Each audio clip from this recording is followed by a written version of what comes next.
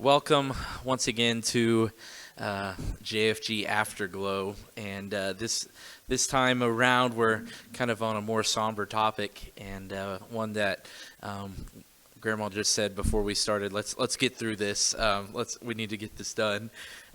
This was a huge part of Joplin Full Gospel's history, and so it's something we do need to cover, but we also don't want to spend so much time on probably for most of us one of the worst days we've ever experienced. And so I just wanted to start by saying we're just going to cover, especially in this episode, the events that each of us have experienced that night of the tornado, and then we wish to honor everyone that we lost, and everyone even in the whole city that was affected by the storm and by everything that happened. And so we understand the heaviness, especially this time of year, as we're approaching the anniversary now. We understand the heaviness of this topic, and so as we dive in, we understand there may be tears shed, there may be memories we haven't talked about in a long time. So bear with us, and we'll try to get through this. But I did want to start. We're going to start and just introduce, just in case you don't know who we are or haven't caught the first couple episodes. A few of us are familiar, but go ahead, Chance. Yeah, Chance, co-podcast. You don't see me very much because I like to be behind the camera. I got a voice for radio, so face for radio. Yeah. I'm Josh, and I am the pastor here at Joplin Full Gospel. I'm Joyce Myers. That's enough, right? That's enough. Yeah. And I'm Clayton, and me and Sister Joyce, my grandma here, we did the last time talking about the history of the church, and which led us right up to this point of the Joplin tornado. So we are on Michigan Street in Joplin, Missouri, and that's where the church is located, and so had been there for what were we guessing, 12 years roughly, and before May 22nd. And so I wanted to start with Chancellor. Chance, you guys had been coming to our church, to Joplin Full Gospel, for how long do we think before the tornado happened? Maybe a couple months. Just a couple months. So so fairly new. Y'all are fresh, right? Fresh. Now obviously we all knew your family, and you knew us, and so it wasn't like a stranger situation, but you guys were pretty fresh into the Joplin Full Gospel culture, right? We had an in, if you would. Yeah. You knew some people that knew some people, right? Yeah. So I wanted you to go ahead now. Do you know how old you were when this happened? 7th grade. 7th grade. Okay, I knew I was. Whatever age you are in 7th grade. Yeah. 32 for Chance. Yeah. I knew I'm I was. bad at the maths. I was getting ready to be a junior in high school. It was the last few days of my junior year. So you're in 7th grade, probably finishing 7th grade, hopefully this time. But we'll go ahead and we want. I know you have a unique story, and so tonight we're just going to let each. And we'll probably, dialogue back and forth. But Chance has kind of a unique perspective of his experience through the tornado, and then we'll kind of move down the line as to what they all experienced. But go ahead, Chance, and tell us kind of what you remember and the things that happened with you guys. So first memory I have of it is we're driving to church, right? We come from church and morning service, and my buddy and I thought it would be a great idea to have a fire in between services. I don't know why, but we're like, hey, we need to burn this stump out, and it's not going to do it itself, right? So we're burning the stump out, and it's kind of embering it's embering the entire time, and we go and leave. And if you don't know, I live around in the country around a bunch of fields, right? And they hadn't been hayed yet, so the grass was grown up. And we get to Shoal Creek, and my mom's like, hey, we need to go and put that fire out. We don't want to catch a field on fire, right? So we turn around and go put it out. And so now we're back to Shoal Creek, and we're heading to church. We're going to be late. If you know my mom, that's usual. Wow. Sorry. We just lost a viewer after that statement. Sorry. We've changed, I think. So we're, running par for course, and we get to Flying J, and about the time we get to Flying J, the radio cuts out. And we're listening to K-Love at the time, and the reason I remember that is because it's not local. And we hit Seek and find a local station, and we find out that there's a tornado crossing the range line. We have like this, should we turn around? Well, we don't know which way the tornado's going, so we decide to hold up in the gas station just down from Flying J. We get in there, we park under the awning where the pumps are, go inside.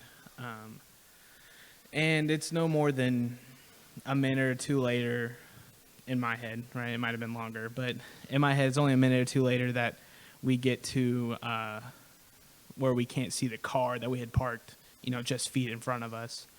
And, we went to the bathroom because we thought that'd be the safe spot. And I was like, hey, we just got to pray.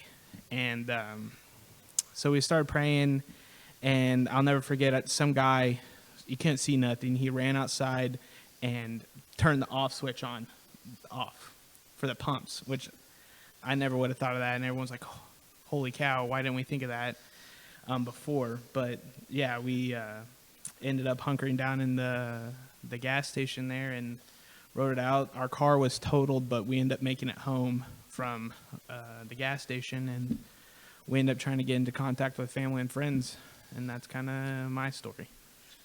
So you guys, as soon as the storm was over, you went straight back home and tried to, from there, understand what happened and get a grasp. Damage to your vehicle. Yeah, right. Yep. It ended up totaling my mom's car. We had in the windows there were grooves from things flying past it, cutting grooves in the windows. Wow. Yeah. And you guys, so you're out on 32nd Street, quite a ways away from where the church is and the main, I guess, part of the tornado hit, or the most damage was done, but still had car totaled from that.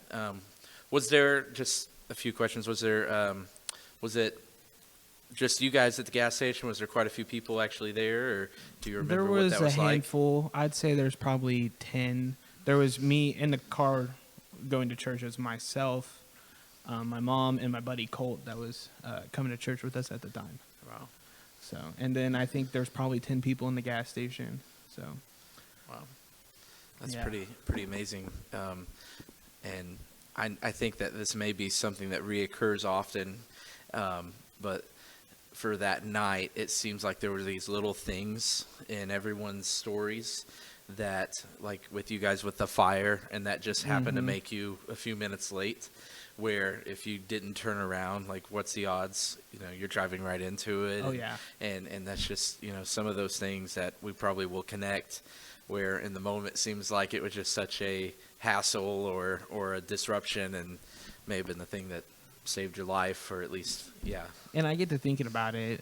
My grandpa lives really close. He could have came down. We could have, hey, we put that fire out, but Right. we turned around and went back. Right. And I was literally just thinking about that today. I was like, when I was recalling what happened, I was like, man, why didn't we just call Grandpa to Right. turn it off? Like, he lives real close. So. Right. Wow, that's pretty amazing. So Chance, this is your story, and these things have happened, and so this is roughly 32nd Street, and you guys, now you're coming from Neosho area, right? Neosho area, yeah. So after Chance's story, I was going to have Dad Josh, who's our pastor, share, and he was a little more in the midst, and actually on his way to the building as well. I did want to start with this, though, before he starts his.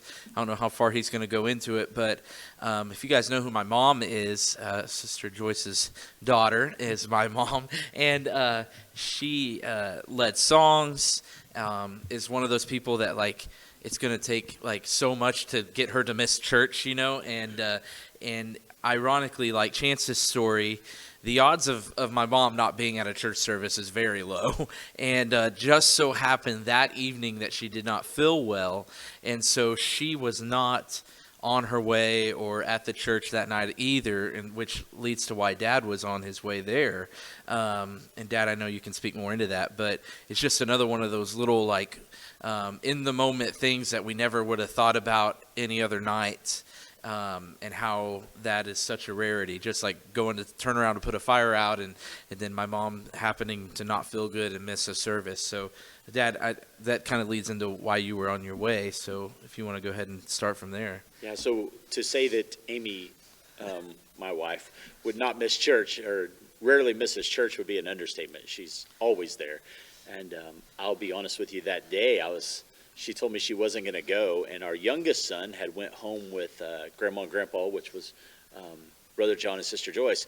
And so I was going to go pick him up at the church, and I actually remember thinking, I can't believe Amy's staying home, because she was not feeling well, but definitely not to the point that she would ever stay home. So that was kind of usually strange. that doesn't matter. Yeah, She's yeah, coming and she anyway. wasn't like sick, just wasn't feeling well. So she never would have missed on normal occasion like that.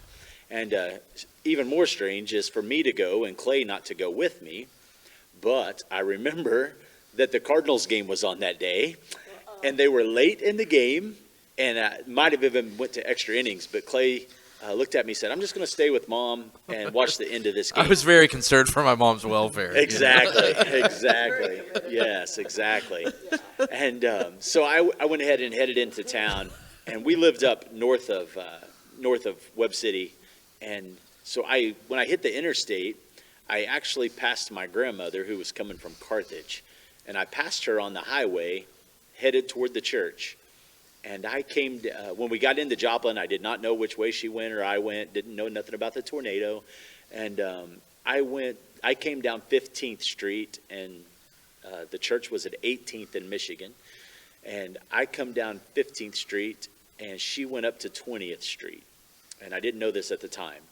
But as I came down 15th Street, I got close to Michigan, getting there close to Big R's. That's where Michigan sits, the restaurant there. And across the radio, they said there might be a tornado that was out toward Carl Junction and headed toward Alba, which was out toward our house.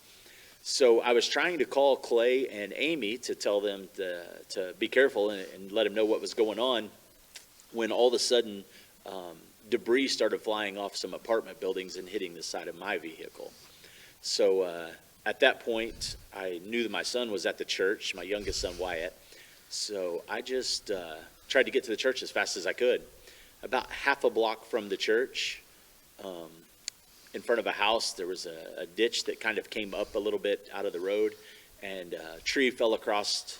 I was in my wife's vehicle. A tree fell across the hood of it, and I was stuck there. And a board comes through the back glass of it, comes through the back glass of our SUV and hits me in the head, knocks me in the floor. And I remember reaching up with my foot and shutting the sunroof part. And I couldn't get out of the vehicle trying to get to my son, obviously at this time knowing it's really bad. I had my foot against the door trying to push the door open, and finally the door sprung open.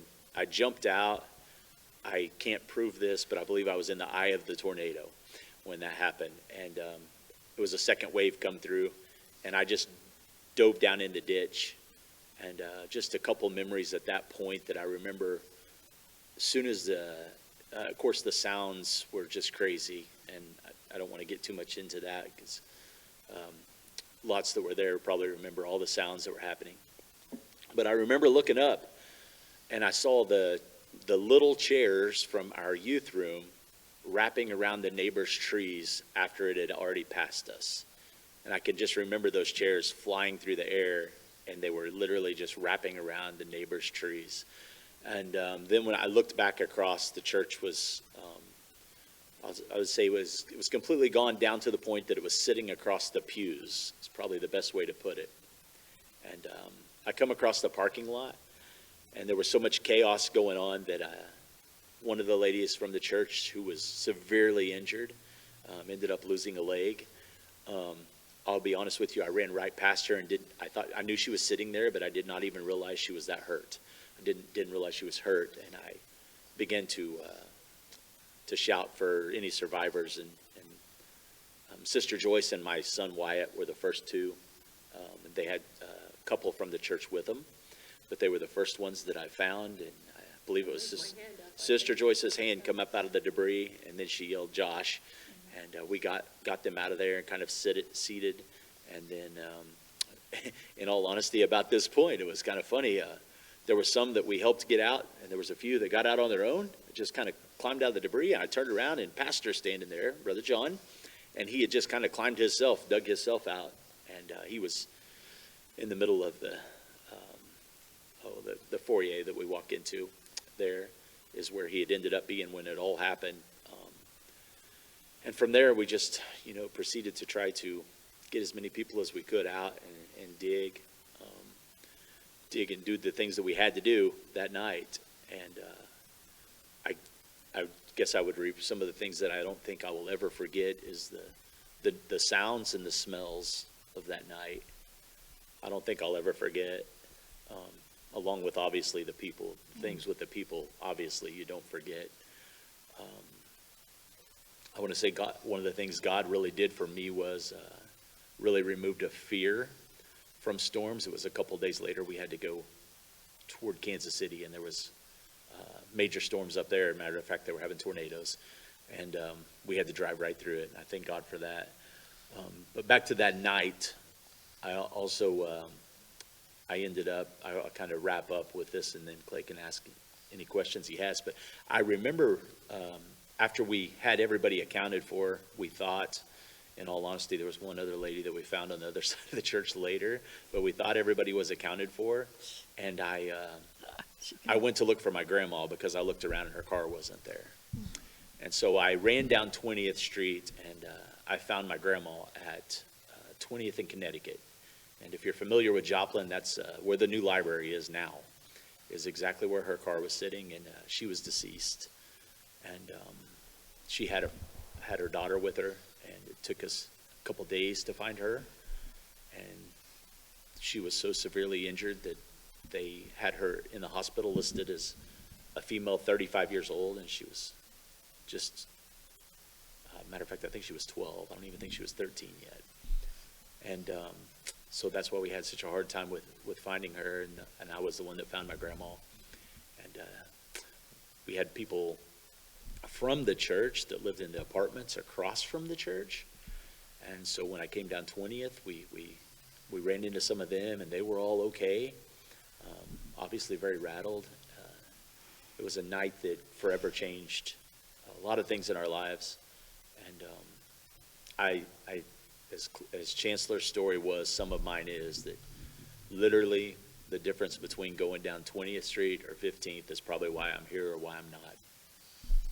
Yeah, and just, I know I wasn't in the storm, so I'm not going to really share a whole lot of what we went, our experience, but we did come later, my mom and I, when we did finally hear, because if you remember, if you were around, there was no calling or texting, there was no cell phone service of any kind, and so when we did get word that there was this tornado in Joplin and we couldn't reach anybody, we decided to head towards the church, and see if we could find people and what's going on.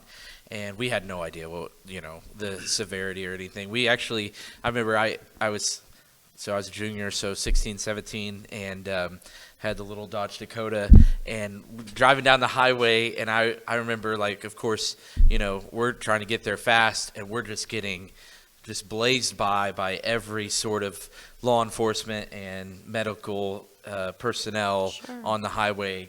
And so, of course, we're like, something bad is happening. So we actually, I did want to say this since Dad said this, we kind of were able to get to where Academy is, about 20th and Range Line, that area. And then, of course, it was from about there on, you couldn't drive anywhere. And so we got out, left the truck there, and walked from 20th and Range Line to the church, which would have been 20th and Michigan area. And if you're familiar with how Joplin is, or the layout, the church, and you're thinking of where that is, if you remember where Dillon's was, before the tornado. We were right across the street. Under And then the right now, under the new viaduct. yeah, right now, that land is under the new viaduct, so you drive up and over it on 20th Street now. And so that's kind of giving you some landmark there. However, I'm saying all that to say this, that we did walk down 20th Street all the way to the church, and Dad said he found, which is my great-grandma, his grandma at 20th in Connecticut. We walked right by her car, and I think it's just God's grace and mercy that we didn't know and recognize, because you guys know, but it was just devastation. And so that we didn't recognize her car or anything and just walked by it. After the fact, of course, we're like, how did we do that? But I think that God was just intervening.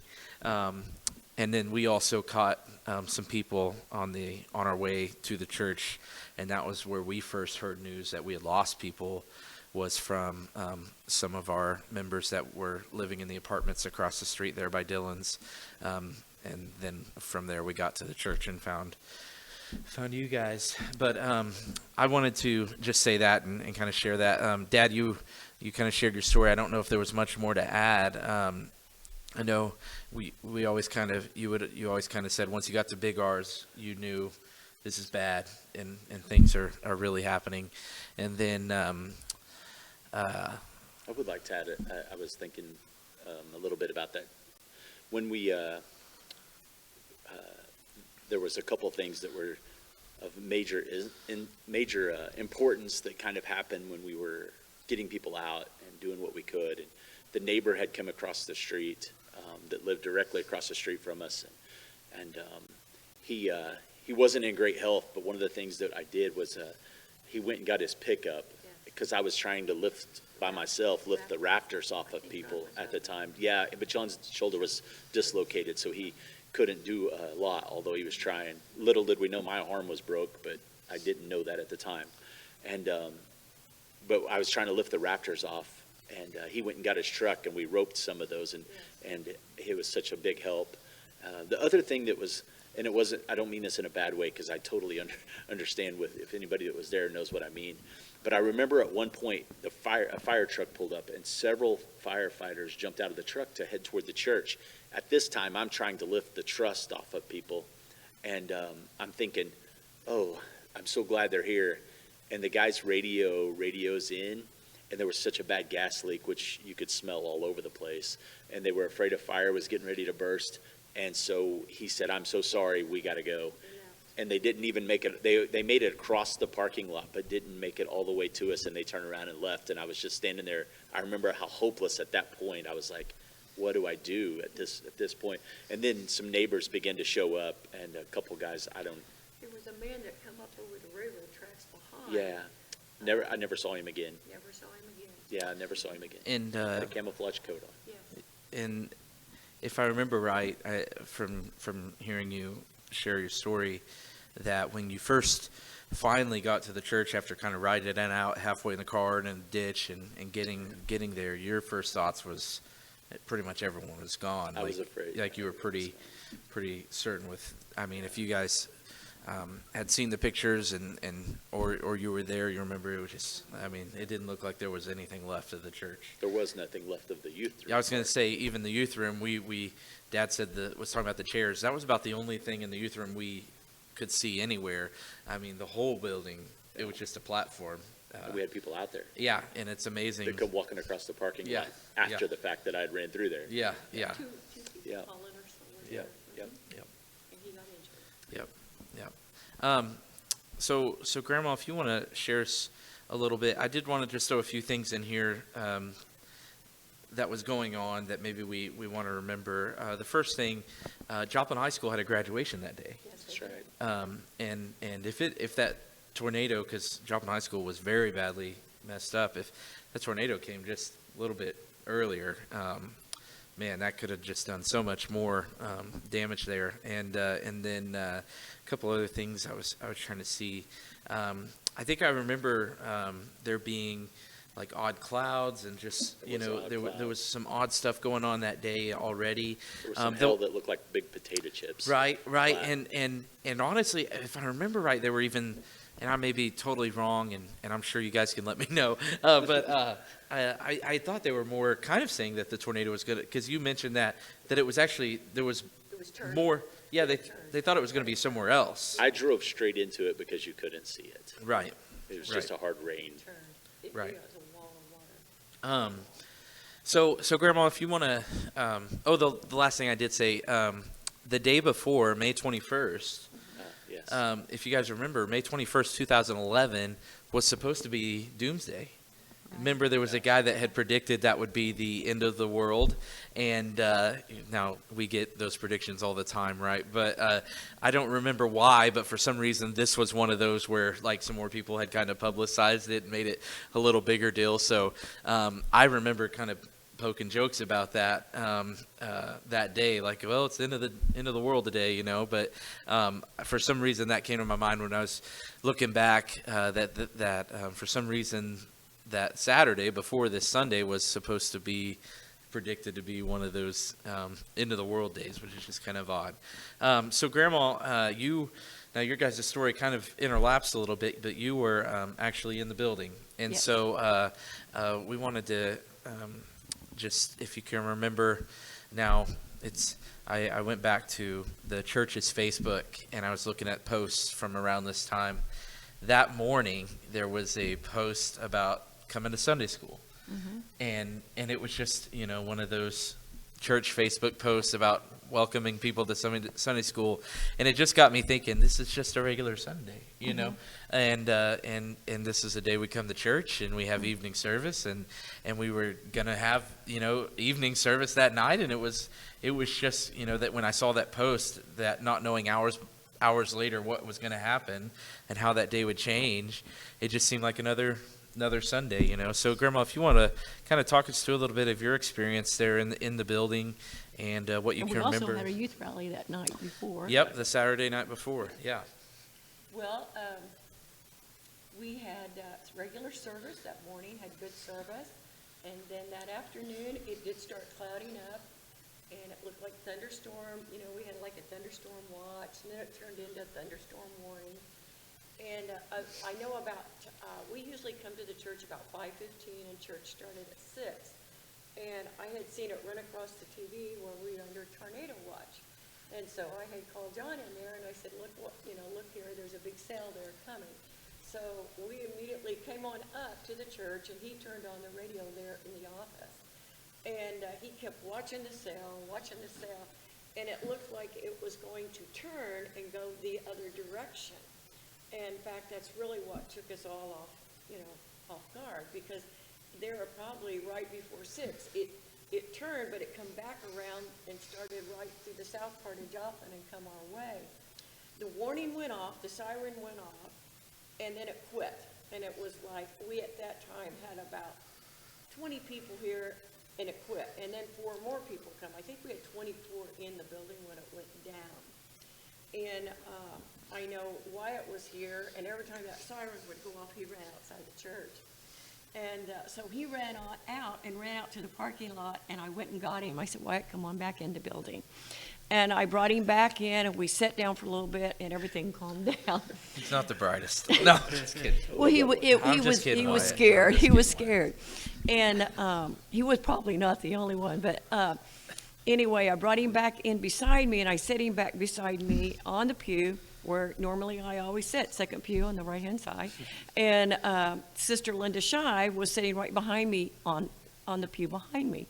And so we were sitting there, and then the sirens come again, and all of a sudden we could hear this roar coming. And John kept going back and forth to the front door, going out the front door looking, because he's always one that looks when storms happen. And about that time, we could hear something just coming. It was loud.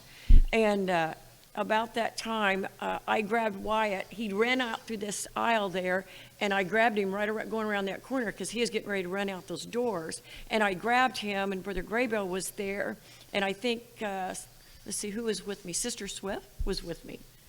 And he grabbed us and put us underneath that back pew right before you went to the foyer, and we all went underneath that pew. And that's where we took lodge through the whole storm. he threw us underneath that pew. And I grabbed him, and we went underneath that back pew there. And from there, the roar just got loud, and it just sounded like it was hitting the building loud, but it was tearing everything up at that time. So that was it just happened so fast, but the roar was so loud. And, I kept looking up because I could constantly see stuff swirling over my head. And it just got so dark, the rain started pounding, and then it kind of let up, and then it just like it hit us again. And that was the third tornado that I've been in Joplin. But of course that was, I think what was it, EF5, and it was the most powerful. I think they said it went up to 220, 240 mile an hour winds. And so anyway, after we were there for a period of time, you could just hear screaming. You could hear the sound and the roar of that storm was just outrageous. And all this time, my concern is I'm over Wyatt trying to console him because he's just really having a hard time with it. And then all of a sudden, stop, and things just got suddenly still. And I seen where a bunch of boards were on top of my head, and I began to kind of push things away, and I heard someone hollering. And it was Josh that had drove up to the church, and I heard him hollering as he come running up toward the side of the church, and I stuck my arm out and I said, "Josh, I'm here, and I'm okay, and Wyatt's okay." And he just darted over to us and started pulling stuff off of us, and we all kind of got out, and we were just in shock, to be honest. Everybody was in shock. And we were just in shock, and I got out, and we were just beginning to kind of look at ourselves, us that were under that pew. I think I had a little cut on my leg. Wyatt was fine, nothing on him, and we were looking at ourselves, and all of a sudden I turned to Josh, and I said, "Well, where's John?" And about that time I seen his shirt. He was under some boards there that threw him back from the door where that one wall had fell, and he kind of switched some things aside, and then he got up and started walking toward us. His suit was tore, his legs of his suit was tore, but he was fine, other than, his shoulder. And so immediately after that, I grabbed him, we went to the side, and it seemed like it started raining a little bit. It was miserable weather. It started raining. We started then looking for people. We started hearing people hollering underneath the tornado, underneath the building. And we began to, I started holding him. I held him back. And as they would begin to get people out of the building, I held on to them. There was children underneath there. And they were just so frightened and so scared. And I began to hang on to them, and people just started running from everywhere, trying to come over to help us at the church. People walked over. Jeremy and Mary walked over. They had lost their home. The Joneses walked over. They had looking for Austin and his wife and baby. And I think they walked down 20th Street with you, didn't they, or met you? And we had a lady that was out at 20th and Duquesne that was inside that station there in the freezer, Sister Donna, and she walked all the way down 20th, and she was just in a state of shock, and she had wrote it out in that freezer there, and she come down and walking, trying to get to her church. She was concerned about all of us. So the main thing was we were trying to get people out. Some we got out just in time, some we did not. It was just a very devastating night. People started coming by. At that point, I think Lance Nichols come by. He helped us do some work. There was just all, Brother Marsh come up. People were walking up to the church, checking on us, helping us. Yeah, there's not a whole lot to add. Did as you guys are doing this and everything, it's just it's pretty, unique to hear everyone's different perspective and story. Would you say, as a pastor, now you can't prepare for anything like this, but you losing members as well as lots of injured, and this happens not only just in your city but in your church. Do you think this was probably the hardest moment of ministry you've ever had as a pastor? And Absolutely. Yeah. Absolutely. Yeah. Absolutely. Yes, absolutely. I remember, so after we had arrived, which is probably in a couple hours, I would imagine, after the storm had actually came through. And I just kind of looked up some notes just to clarify that the tornado was on the ground for 38 minutes in Joplin. EF5, over 200 mile an hour winds. And I remember Dad talking about the hail, that was a big deal too. And then it was rain wrapped. I remember that being the discussion, that no one saw it because it was just rain. It was just wrapped in a wall of rain. Yeah. And I think that's one thing, while the radar wasn't picking it up. In fact, really, they said later, like 3 of them come together and made that huge one that come down 20th, the south part of town, and it was wrapped in rain. Right. And I think that's one reason why it was, they kept thinking it was turning, and it just was upon us. It was upon us so quickly. Right. Do you ever prepare for it? I know in days after that, we had so much business, so many phone calls, insurance people, like you wouldn't believe. And, they ask you what you do and things like that. You don't know how to prepare for that. Hindsight, those were not things that you really thought about. And because everything happened so quickly. Right. Clay, I think there's some things that, without getting into too much detail, that'll like forever be etched in your memory. If you were there, you know exactly what I'm talking about. The looks on some people's faces. I literally remember John and Joyce had a little minivan at the time, and there was a board that was like stuck in the headrest right where somebody's head would have been in the driver's seat, and the board just went straight through that and was stuck in that. I remember the Carmonas actually had a nail stuck right through their headrest, like it would have went right through somebody. And some of the things like that. But I think there's some memories of just people's faces that are just etched. It was kind of a strange thing. I don't know if I've ever even told anybody this, but when I was going to look for my grandma, I was running down 20th Street, and there was his name's Ryan Huntley, but a kid I went to school with, a good friend of mine when we were in grade school all the way up through school, and he's a firefighter for Carthage, and they were coming down through looking for people and helping people, and I just remember we just looked at each other, and I'll never forget the look on his face, like I don't know what to say, and that's how I felt. It was Right. just, I don't even know what to say. Right. I think after I come up out of that pew and got out, and I just looked, first of all, it didn't even look like the neighborhood. Yeah. It just reminded me of a war zone. Yeah. It just looked like it had been bombed. I mean, trees were ripped up, cars overturned. It just looked like it had been bombed. I have never seen anything like that in my life. And yes, I think so many people, we were all just in shock, and everybody doing what they could do that night. And even though I look back now on the fellowship side, there was my classroom, which the young adult classroom, and there was a brother in there, and he got out without a scratch. I don't know how that building lifted off of him without anything bothering him, but he was fine. And, and then there was some of them under tables, and it was just amazing how it all fell and how, it all happened so quickly.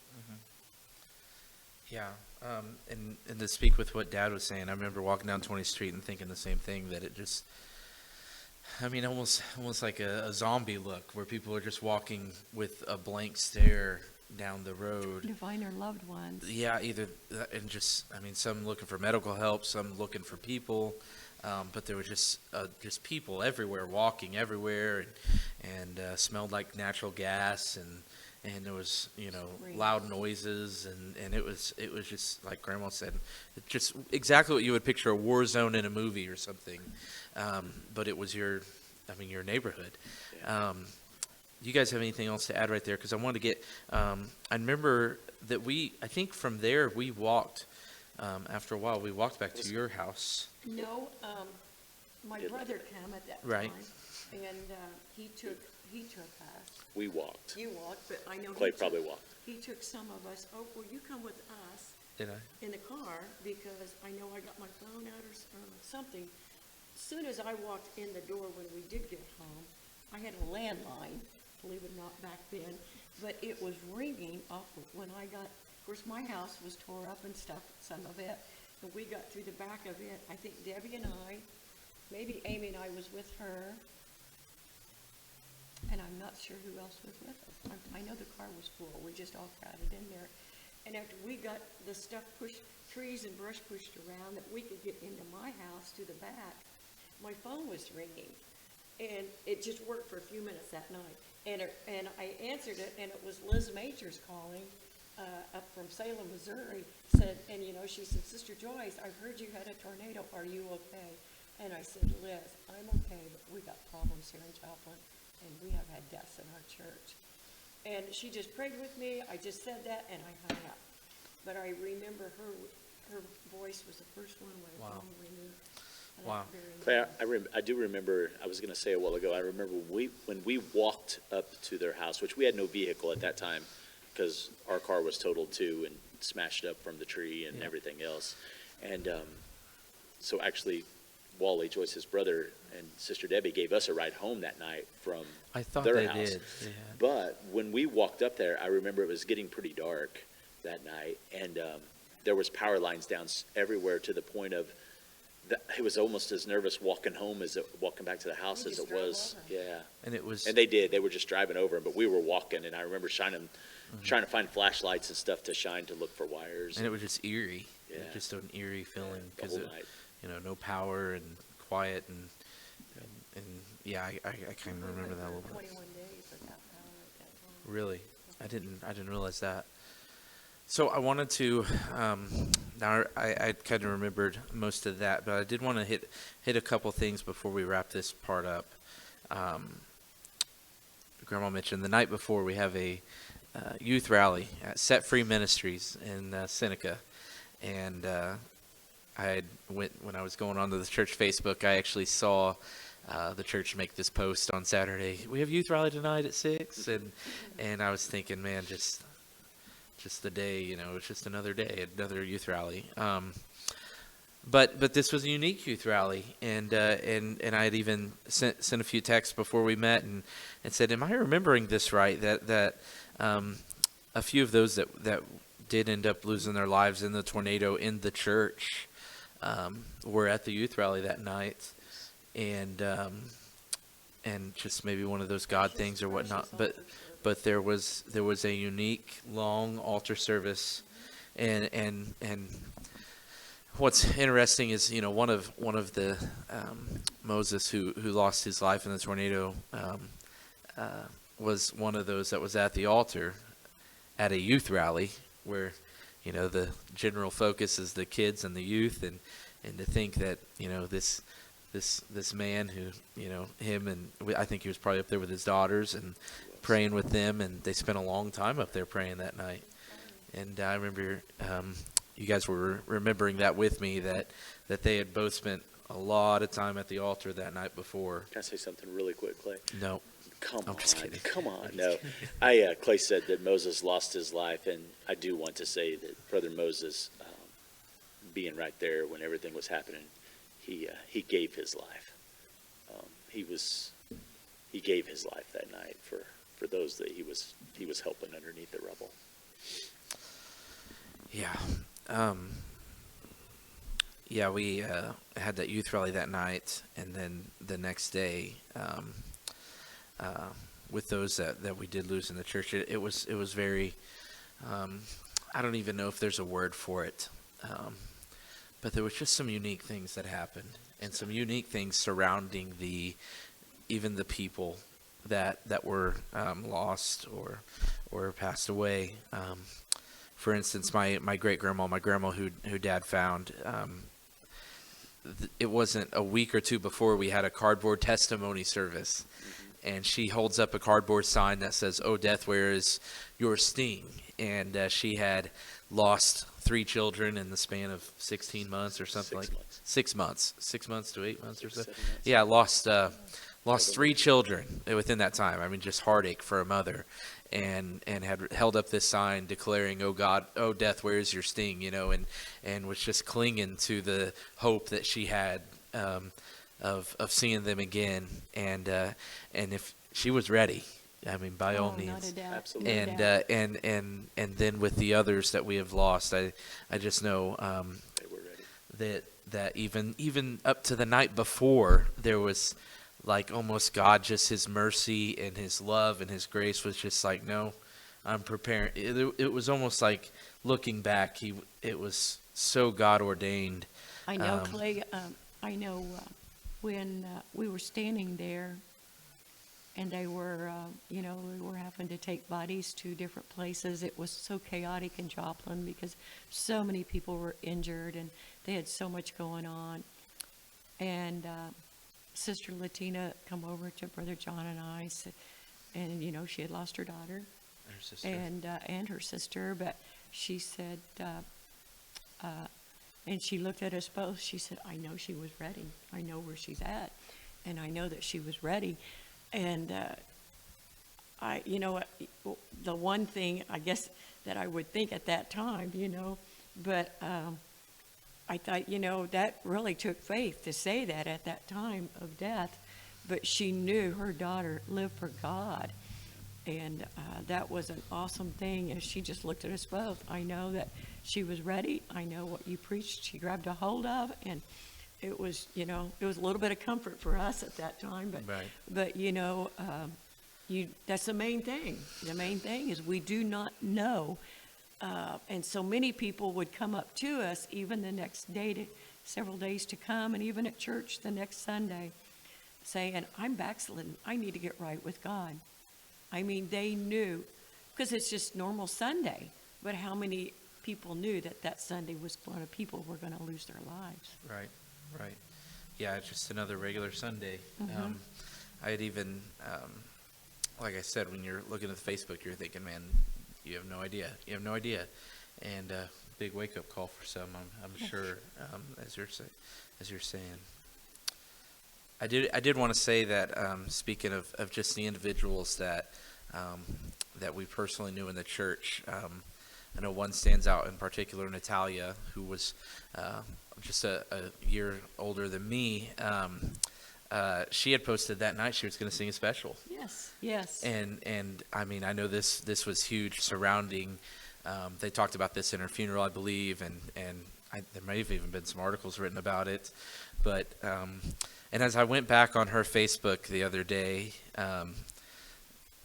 she was a poster on Facebook, first off. Yes, she and was. so I guess I did not remember that, but there was I was like, man, she posted a lot of stuff, and a lot of song lyrics and then a lot of talk about Ozark and school and stuff. Sure. And so, the last thing that she had posted was lyrics to the song she was going to sing that night, "In Christ Alone." And just so happens the lyrics that she posted was from the last verse. "No guilt in life, no fear in death. This is the power of Christ in me. From life's first cry to final breath, Jesus commands my destiny. No power of hell, no scheme of man can ever pluck me from his hand. Till he returns or calls me home, here in the power of Christ I'll stand."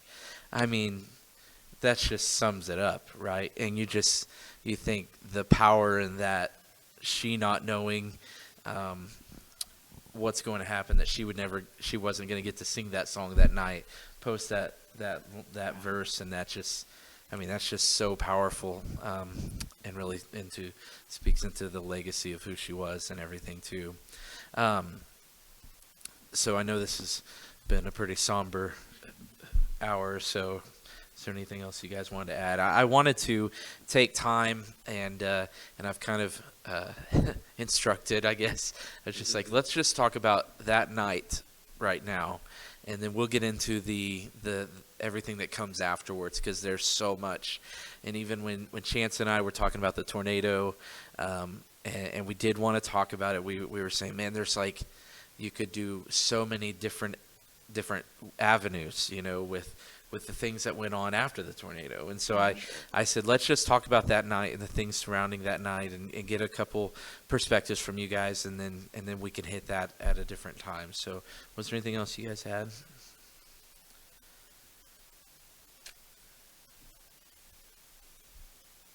Of that night.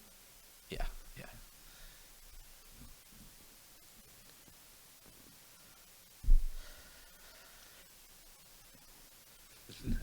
Just so many things that, that one thing that I thought was kind of after we're standing there, and we had all of the men that were over there helping, at that time pull lumber and stuff off of people and get people out.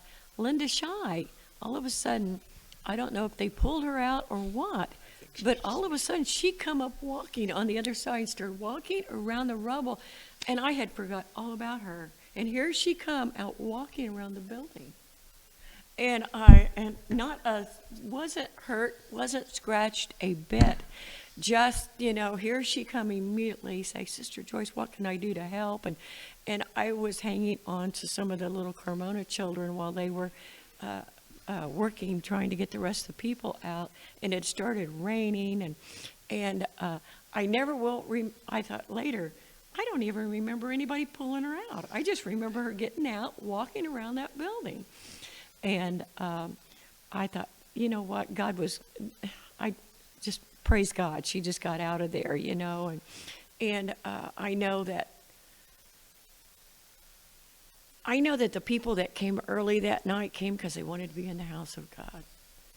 And that just, that's, I don't know. I just know they come early. They were there. People, our early crowd that kind of come early.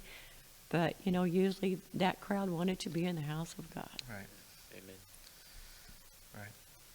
What's another interesting thing that, I don't know if you guys knew this, but later when I went to college, I worked with a lady at Petro, and I'll shout Michelle because I'll tell her I've mentioned her on here. Maybe she'll watch. But lady I worked with at Petro, we get to just talking one day, and she was in Dillon's that night. Ooh. And wrote it out in Dillon's, and has an amazing story of that night as well.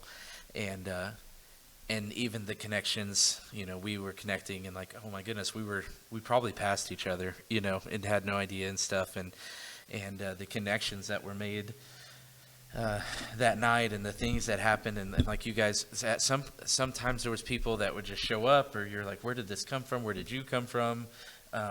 How did you survive?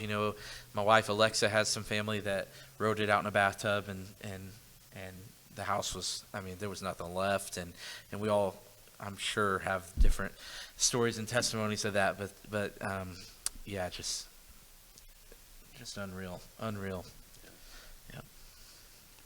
We were so, we had people that were, we had lost 5 in the church, and then Sister Oni down on 20th, but we did have several injured too, that were in different hospitals. Joplin was getting full, some were to Springfield. We had a man in Fayetteville. Took one of the hospitals. St. John's. And then of course Mercy went down, and so Freeman was the only hospital that was taking, and then they had set up tents for people, but we had not only all of this going on, but we had so many people injured trying to, check on them and find them, and every vehicle here was just demolished, except I know the Swifts, they drove their car out of here, and later went ahead and got new windows and kept it for a while, but we just had several people injured besides all of those that we were dealing with that night. Mm-hmm. Well, if you've hung with us, thank you. And like I said at the beginning, we know that this is a heavy topic, especially this time of year. I'm not sure when this will be coming out, but I know we're nearing the anniversary of the Joplin tornado, and so yeah, thank you for hanging with us in this heavy topic, but it did, and we will discuss in the future episodes, massively impact the church. Massively. Sure. Oh, yes. I mean, in Changed us so forever. many different ways. And so, if you're going to talk about the Joplin Full Gospel Church, the tornado was huge, and as far as impact and the things that took place afterwards and whatnot. So, just something we had to discuss and wanted to just honor those and do the best we could with it.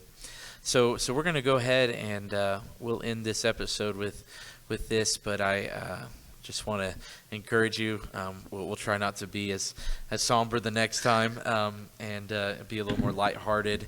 But thank you for listening, and we hope to catch you next time. Thank you so much.